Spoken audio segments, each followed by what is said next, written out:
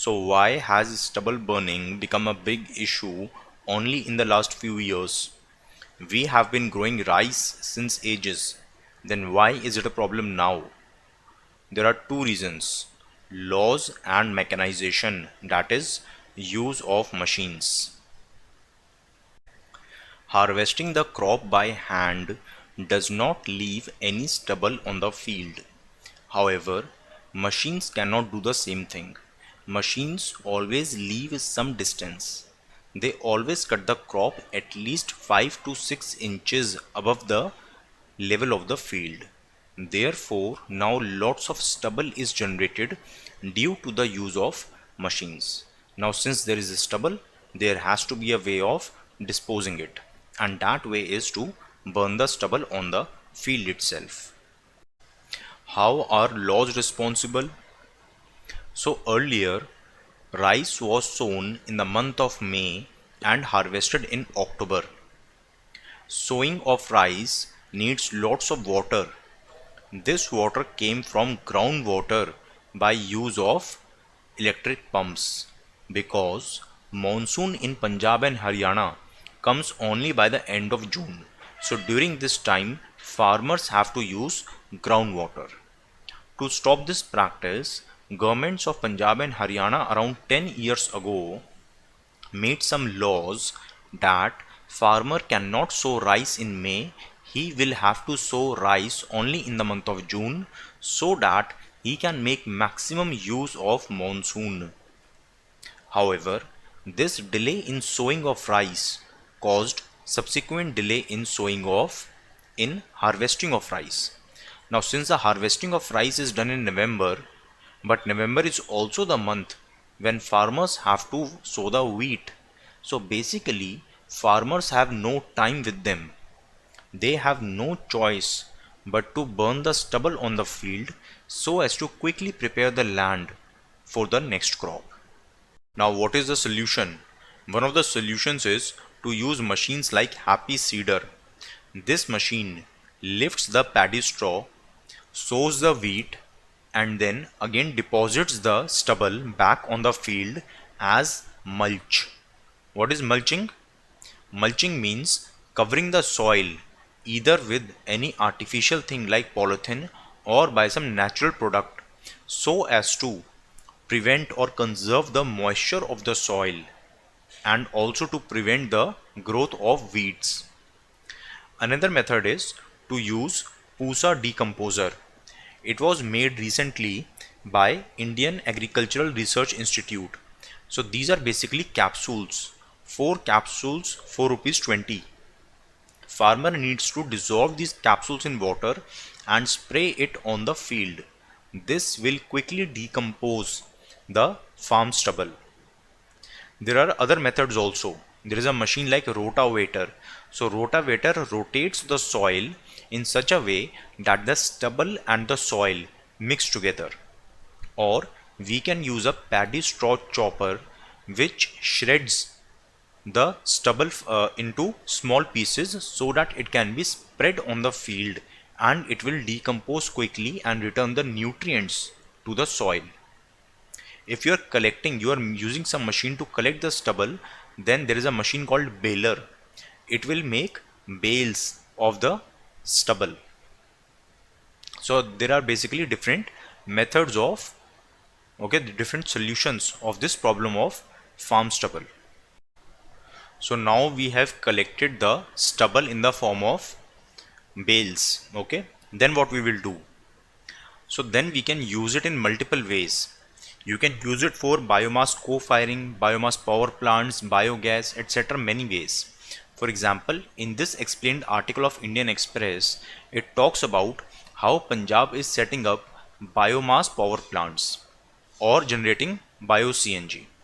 So remember the simple concept for your examination, that whenever we have any biofuel or biomaterial like the livestock waste, crops, any wastewater, food waste, anything that you can imagine that can degrade or biodegrade, that can be converted into various things. You will put it into a anaerobic digester and then you can get biogas, You can get some other material which can be used as a fertilizer in the soil or for bedding of the livestock. Okay, the biogas can be used as a fuel, either to heat up something or to produce electricity. If you refine it further, you can get biomethane, and from biomethane you can either supply it to our homes or you can use it for fuel in the automobiles. So remember, anything that can degrade, that can biodegrade, can be used in multiple ways. It will basically convert into your fuel, and once it is a fuel, it can be used for many things. Now look at this question of 2012 about the biomass gasification. Okay, so basically the biogas, when you put it in the anaerobic digester, you will get some biogas. So about the biomass gasification, coconut shells, groundnut shells, rice husk can be used for biomass gasification. Yes, all these things are biodegradable. So yes, we can convert them into biogas. Second option is, combustible gases generated from biomass are only hydrogen and carbon dioxide. No. See, whenever anything is biodegrading, then obviously different types of gases will come out. How can you say that only and only two gases will come out? Not possible, right? So second option is wrong. Third is that such gases that come out from this biodegradation, it can be used for heat generation, but it cannot be used as a fuel in the engines. Why not? When you're getting a fuel, you're getting a gas that burns. Then you can use it anywhere, right?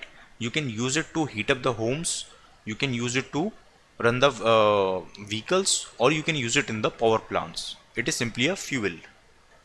So 1 and 3 are correct and second is wrong. Okay, what is the difference between biogas and biomethane or bio-CNG? See, when we say bio-CNG, this bio-CNG, it is the same thing as biomethane. Okay, now how is biogas different? The difference is in their composition. So in case of biogas, approximately 60% of biogas is methane. It is actually the methane that actually burns. Okay, in case of biomethane, almost 90% there is methane. That is bio-CNG. In bio-CNG, 90% methane is there. Put farm stubble in a closed container. Okay, lit it on fire, and then when the fire picks up, close it. That is basically cut off the oxygen supply.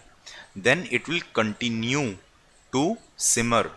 Okay, basically it will not burn completely because complete burning needs oxygen, but it will, you can say, partially burn. That is, stubble will get converted into biochar or green charcoal. Okay, so if you supply full air, then it will simply burn as on the field, but if you are restricting the air, then it will be converted into biochar. This biochar can be used as a fertilizer. It also helps in increasing the water holding capacity of the soil. So it is basically a good fertilizer, right? Now look at the 2020 question about the use of biochar. Biochar can be used as a part of growing medium. Growing medium simply means the soil. So biochar can be used in soil in vertical farming. So vertical farming is simply, instead of horizontal farms, you have like this vertical farms. You need soil, and in soil you can mix it. So it is asking, can you mix it in the soil? Of course you can mix it. It is simply a fertilizer, right? You can mix the fertilizer. So first statement is correct. Second is, when it is part of the soil, it promotes growth of nitrogen fixing microorganisms. What is the meaning of nitrogen fixing? Nitrogen is present in the air. Now some bacteria convert this nitrogen of air into some nitrogen compound like ammonia so that plants can absorb it. Right? That we know, that we have already studied, right? Now what is this? This is a fertilizer. So we can assume that since it is a fertilizer, maybe yes, maybe it is doing this work. So second is also most probably correct. Third is, When biochar is a part of growing medium, it enables the soil to retain water for a longer time. Yes, it increases the land's water holding capacity. So all the three things are correct. So 1, 2 and 3 are correct. Now here we used the dry biomass. Okay, then pyrolysis was done. That is in absence of air, it was heated and we got biochar. If we use a wet biomass, then the process that we will use instead of pyrolysis, we will have to use hydrothermal carbonization. That is a slightly different process and the result that we will get is hydrochar. So basically biochar and hydrochar are almost the same thing. The only difference is whether the initial raw material was dry or was it wet. What is biomass co-firing? In a thermal power plant, we are burning the coal to convert water into steam. Now along with this coal, if we put some biomass also, then that is simply called as biomass co-firing. Generally 10% of the coal can be replaced by the farm stubble. What is smog? So smog is of two types. It can be photochemical smog or sulfurous smog. Okay, sulfurous smog is also called as London smog and photochemical smog called as Los Angeles or oxidizing smog. See, basically look at this map. Los Angeles is quite near to the Tropic of Cancer. Okay, so it will have more temperature, more sunshine as compared to London. London is a relatively colder region. So in London, whenever you burn any fossil fuel, then obviously since the temperature is low, already there is some fog, and when you're supplying this fog with some smoke, then that will form as smog. That is the burning of fossil fuel gives out sulfur. So that is sulfurous smog or London smog or reducing smog. It is mainly due to the primary pollutant. That is a pollutant that is directly coming out from your fossil fuel. Right? In case of Los Angeles, sun is shining on it, on that atmosphere. Therefore, these primary pollutants in the presence of sunlight, photochemical, okay, in the presence of photo, these chemicals will react and they will form some secondary pollutants. Okay, so it is called as photochemical smog or Los Angeles smog or oxidizing smog. So to when the smog creates a problem in the cities, to handle it, one of the solutions is to use a anti-smog gun. So it will basically spray small droplets of water into the atmosphere, and so that the particles suspended in the smog will become heavier and they will settle down. Similarly, we can use a anti-smog tower. Look at the 2013 question about photochemical smog. Okay, this photochemical smog. It is a resultant of reaction among which of these gases? Now suppose you don't know. You have not, here I have not taught you about the names of the gases. They are not important also. For example, look at the options. The last two options say that some gases at low temperature or in the evening. No, these are wrong. Okay, it happens when the sun shines brightly, when there is a lot of sunlight, lot of heat of the sun. So third and fourth are wrong. Now look at options 1 and 2. Both say in the presence of sunlight. That is correct. Now you need to know the name of the chemicals. First option says NO2, O3 that is ozone and peroxyacetyl. Second option says CO, O2 and peroxyacetyl nitrate. See, in the second option there is O2, that is oxygen. Is oxygen a primary pollutant? No, it is not. Right? So hence second option is also wrong. Only A is the option. So without learning the name of the chemicals, you can simply solve this question if you know the concept that primary pollutants in the presence of sunlight react to form secondary pollutants, and that is what we call as photochemical smog. UPSC can ask what are SWAS, Star and Safal. So these are green crackers. They are less polluting than the traditional crackers because they have no or less quantity of the pollutants like PM2.5, lithium, arsenic, lead, barium. Their cost is not much higher. They are almost the same as the traditional crackers, almost the same. Okay, so Shivkashi in Tamil Nadu is famous for firecrackers. 90% of India's firecrackers are made in Shivkashi of Tamil Nadu. So green crackers have a logo and a QR code for authenticity. So they have been made by CSIR NEERI. So NEERI is basically a laboratory of CSIR. Okay, what about the pollution that they give out? Will it be primary pollution or secondary? Primary. As I explained earlier, from whichever source the pollution is coming out, okay, that pollution is primary pollution, primary pollutants. When they react, then they are called as the secondary pollutants. So CSIR NEERI. So NEERI is a lab under CSIR. It was established in 1958. It is headquartered in Nagpur, and the ex officio president of CSIR is the Prime Minister of India. Okay, so that's a bit special thing about it. So UPSC can ask, under which ministry does NEERI come? So NEERI comes under Ministry of Science and Tech. Okay, to regulate the firecrackers, there is an organization called as PESO, Petroleum and Explosives Safety Organization.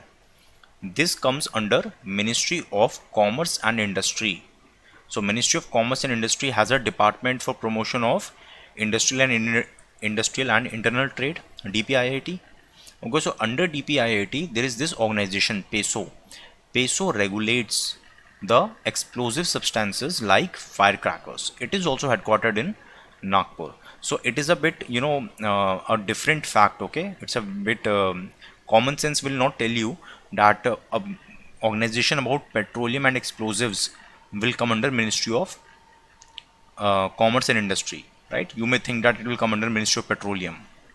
So please learn these things. And Indian Agricultural Research Institute.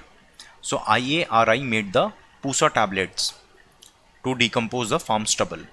It comes under ICAR, Indian Council of Agricultural Research. Hence it comes under Ministry of Agriculture. IARI was established in 1905 at Pusa in Bihar, but after an earthquake in 1936 it was shifted to Delhi. What is e-nose? See, with your nose you can smell different odors, but you cannot smell the pollutants.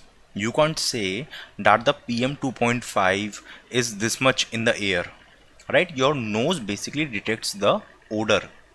However, most of the equipments to measure the air quality, they do just the opposite. They cannot measure the odor. What they measure is the pollutants.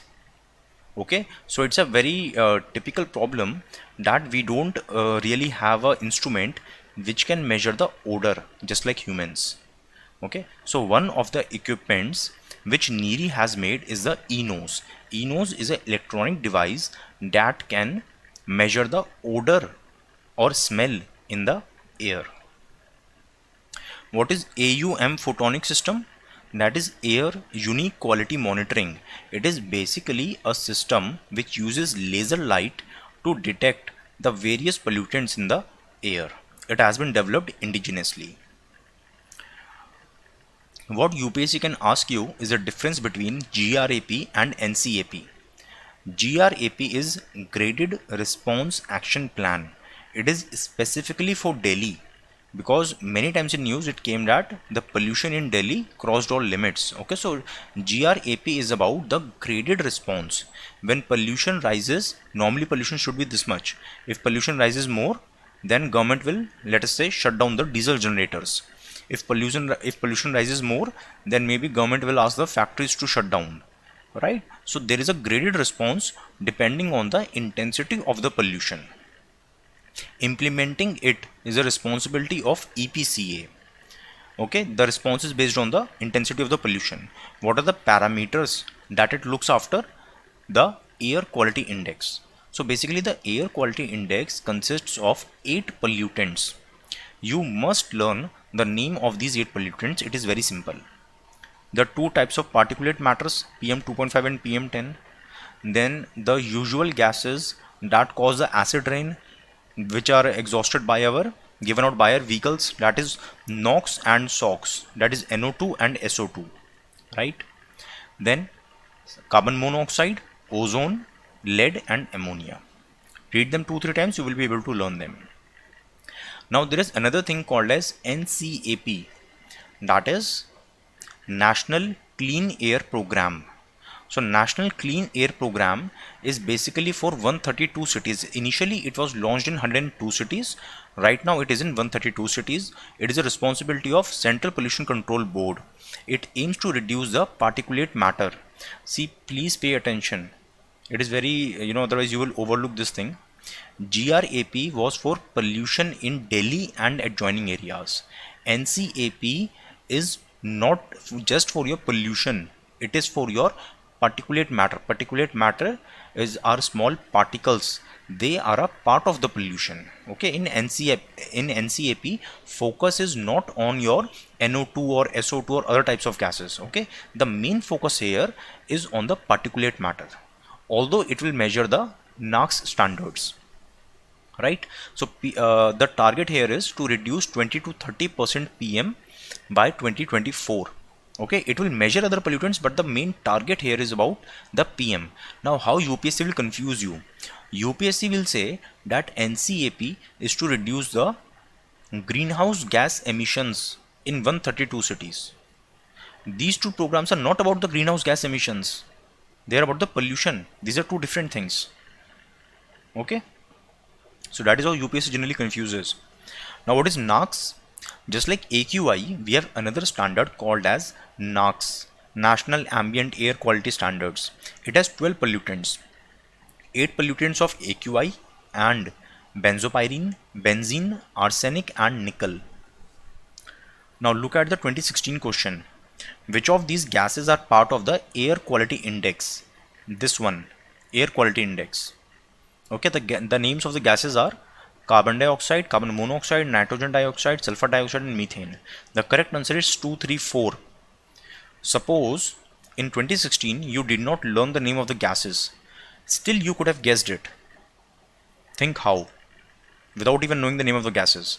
See, air quality index is a system made by the government. Okay, so which gas government has included, which government has not included, if you don't know, you can't tell.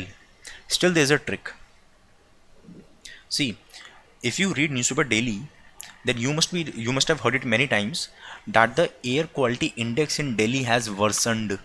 Okay, you must have seen some numbers like normally it should be 150, now it has risen to 400, or it has crossed the limit of 500, something like this, right? Such numbers you usually read in the newspapers, right? Now think like this, you are sitting in the examination hall and you are able to recall these figures, that sometimes the things rises from 150 to 400 to 500, something like that. Now read the options. First option is carbon dioxide. How much carbon dioxide is present in the atmosphere? 0.03%. And if it rises even bit, okay, after like 20-30 years, if it has risen by 0.005% also, then we say that this is too much and it is causing global warming. This is such a small percentage increase. Our earth cannot bear with this small increase in carbon dioxide, and there the index you are talking about rising from 150 to 400 to 500. So I will say that carbon dioxide cannot be a part of AQI. And see the options. Option 1 is present in the 3 options. It is not present in option 2. Okay, so don't get afraid in the exam. Stay cool. You will be able to find some way of answering even the factual questions. What is International Day for Clean Air for Blue Skies? Basically initiative of United Nations to raise awareness. First day was celebrated on 7 September 2020. Acha, one thing I forgot to tell you, that this NCAP was initially in 102 cities, now it is in 132 cities. So What is the criteria? How are these cities selected? These are non-attainment cities. What is the meaning of non-attainment cities? So government sees that in the last 5 years, what was the performance of air quality in different cities based on NAAQS standards. For the last 5 years, if a city was not able to meet the NAAQS standards, then it is called as non-attainment city, and then NCAP is initiated in that city. So in 1998, Supreme Court ordered government to set up Environment Pollution Prevention and Control Authority, or EPCA, to basically control the pollution in Delhi NCR, Delhi and the adjoining areas. So it was formed by Ministry of Environment under the Environment Protection Act 1986. Now EPCA has been dissolved. Okay, in last year October, government brought an ordinance, that was CAQM in NCR and AR Ordinance 2020. In March, that ordinance lapsed. In April, government re-promulgated that ordinance. Okay, so now CAQM has replaced EPCA. Okay, so what does this ordinance say? So this ordinance, it sets up Commission for Air Quality Management in NCR and adjoining areas. Okay, and it says, this ordinance says that EPCA stands dissolved. This commission will have authority to control pollution in NCR, in Haryana, UP, Punjab and Rajasthan. So basically this is your Delhi. Okay, two states that join Delhi are Haryana and Uttar Pradesh. And this law, okay, this ordinance includes not just Haryana and UP, it also includes Rajasthan and Punjab. Okay, so this thing you have to learn, that Punjab and Rajasthan are also included, because the activities of people of these industries and agriculture of these states also affect the air quality of Delhi. That is why. The chairman, okay, so UPSC can ask about the chairman. Who is the chairman of this? The chairman will be an ex-bureaucrat. UPSC will say that the environment minister is its chairman. That is wrong. Okay, and it has representation from various ministries, states. It has representation from states, industry, farmers, etc. Many NGOs also. Okay, many people are part of this. The punishment for not following the commission's order is 1 crore rupees fine or 5 years jail. Important thing is that this provision of 1 crore fine and 5-year jail does not apply to the farmers. This is very important point. Its orders will prevail over the orders of others. If a state government, suppose Uttar Pradesh government says that in Noida, which is adjoining Delhi, we are giving such orders so that pollution in Delhi will come down, right?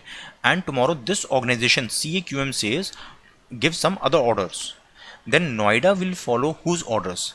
Whether Noida will follow the orders of state government, which is a constitutional body basically, right, or this body CAQM. So the answer is CAQM. Okay, this ordinance clearly says that if there is any dispute between the orders of the state government and the orders of this commission, then the orders of the commission will prevail, right? If there is any dispute, then disputes will not go to the civil courts. Dispute will go to the NGT, National Green Tribunal. Thermal power plants, they cause air pollution like particulate matter, SO2, SOx, NOx, carbon monoxide, carbon dioxide, lead, mercury, arsenic and each and everything. Okay, anything that comes, you mark it correct. 2011 question, which of these are emitted from the coal combustion in the power plant? Carbon dioxide, oxides of nitrogen, oxides of sulfur, SOx, NOx. Yes, that's right. So all three are correct. 2003 question, assertion, coal based power station contribute to acid rain. That's right. When you burn the coal, emissions will happen and those emissions will get dissolved in air and then they will cause the acid rain. That is absolutely correct. Reason is that the oxides of carbon are emitted when coal burns. When coal burns, it gives out carbon dioxide, carbon monoxide. So this is correct. But this is not the reason for acid rain. Acid rain is caused by oxides of nitrogen and oxides of sulfur, not by oxides of carbon.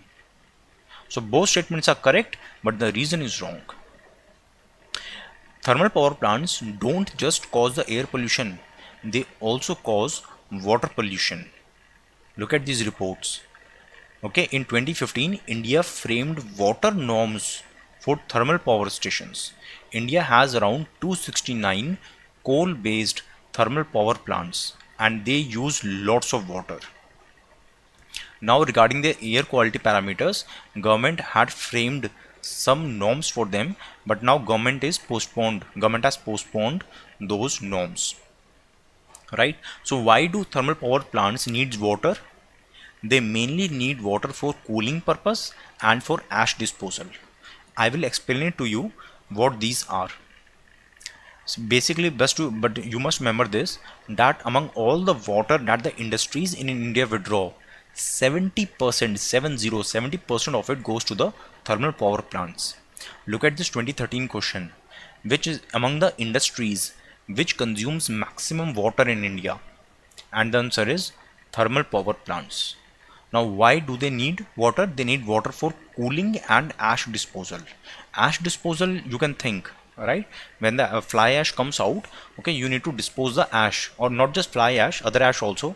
You need to dispose it somewhere. So some lakes are created, and in that lake, the ash is dissolved with water and dumped in the lakes. That is one thing. Another thing is cooling purpose. See, please see this diagram, very simple diagram. Okay, nothing to be afraid of. All power plants work on the basic principle that water is converted into steam. Okay, this is blue water, this is cool water. Cool water comes in a chamber, in a boiler. This boiler is heated. Heat is supplied through coal by burning the coal in a coal based power plant. If it is a gas based power plant, then natural gas will be used to heat up the water. Water here is converted into steam. This is not just steam at 100 degree. No, this is high pressure steam. It has temperature much higher than 100 degrees Celsius. This steam is at extremely high pressure, and with this pressure it enters the turbine. Turbine is rotated, and this rotation of the turbine rotates the generator, and when generator rotates we get electricity. That is how all power plants work. Alright. Now the thing is, in this turbine, what is the main purpose? Main purpose is to run the turbine, right? Now when steam enters the turbine, it is at very high pressure. When steam leaves the turbine, it is still steam. It is not water. It is still steam, but it has lost its energy. It has become cooler now. Now before this steam is resupplied into the boiler, okay, it needs to be cooled down. Now this cooling down process needs lots of water. You must have seen these things, na? That huge buildings, these conical buildings, and steam comes out from them, right? So actually these are cooling towers, and lots of water is used to cool this steam to convert it into water. That is why all power plants, even if it is a nuclear power plant, they also work on the same principle. Instead of coal, they are using uranium rods to generate heat and heat up the water, right? So all power plants need lots of water for cooling purpose, so much water that they are the biggest water consumer among the industries. This is environment's second class. We have discussed pages 14, 15, 16. In this class, the pages are covered till 23. So from page number 17 to 23, you can read yourself from the PDF. PDF is available on allinclusiveis.com/prelims2021. This link is also given in the description box. Similarly, in class number 1, 3 pages we had discussed on YouTube, and rest of the pages you could read yourself from the PDF. Similarly will be for class 3 also. Now if you want the explanation for these pages also, then that is a part of our paid course. Okay, explanation of the first few pages of every class is available on YouTube, but explanation of the remaining pages of each class is a part of our paid course. What is this paid course? So as I said, if you pay rupees 250 for the English videos, then you will get access to all the paid portion of all environment current affair classes. Okay, 250 rupees is not per class. It is for all the classes of environment current affairs for prelims 2021. If you want the videos in Hindi, then you have to pay only rupees 200. How to join? How to make the payment? Just open allinclusiveias.com/paid courses. You will get all the details there. How to pay? So basically you can access these videos from 3 platforms. On Android mobile, open the Play Store and search for an application, All Inclusive IAS. Download this application. If you are using iPhone or iPad, then open the Apple App Store and install the application Class Plus. On opening the application, it will ask for an organization code. Enter MXLDF. In both the cases, when you open the application and register yourself, then at the bottom of the screen in the app, click on Store. When you open the store, purchase your desired course whichever you want. Make the payment. After making the payment, wait for 2 minutes, then again open the store. You will find your videos there. If you want to access the videos through laptop, then the link is given in the description box of this video. Open that link, register yourself, make the payment, then open My Courses. There you will get the videos. Please note one very important thing. You will get access to the videos only on the platform where you make the payment. If you're making the payment on the Android app, then you will be able to see the videos only on the Android app. Then you will not get the access to see the video on the laptop. Similarly, if you're seeing it on the laptop, if you have made the payment through the laptop link, then you will not get the access through iPhone or through Android app. If you have any issues in this, please send a mail to inquiry@allinclusiveias.com. Please note that PDFs are freely available. Even if you do not purchase the course, you can always access the PDF from this link. If you want notification of our new videos, then please subscribe to our YouTube channel and click the bell icon.